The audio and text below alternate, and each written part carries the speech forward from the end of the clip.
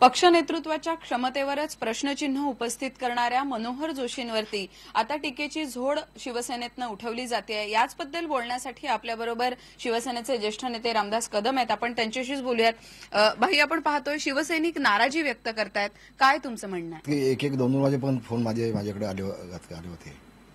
एक गोष्ट मला आदरणीय शिवसेनेचे ज्येष्ठ नेते मनोहर जोशी साहेब यांना सांगायचं आहे।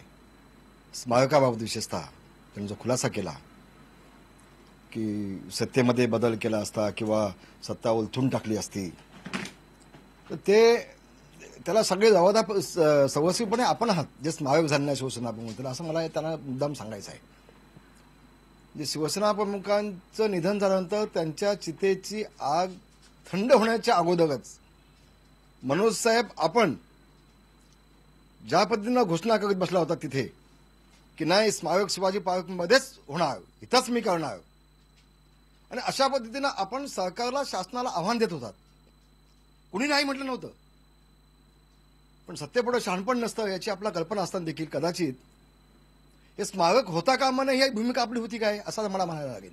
शिवसेना प्रमुखांच्या अंत्यविधीच्या वेळेला शासनाने पूर्णपणे मदत केली,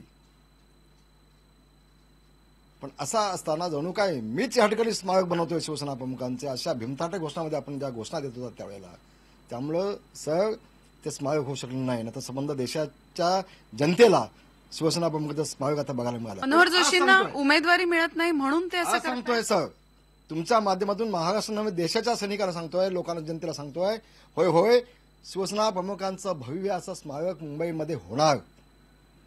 तो दिवस लांब नाही की महाराष्ट्राच्या विधान भवनावरती भगवा फडकेल आणि मग आम्हाला कुणासमोर फैली घेऊन हात पसरायची अवस्था देखील भासणार नाही। काय घाई आहे आपल्याला एवढी, कशासाठी घाई चालली तुमची? आम्ही शिवसैनिक आहोत, आम्हाला वाटतं, पण ह्या सगळ्याला जबाबदार आपण आहात।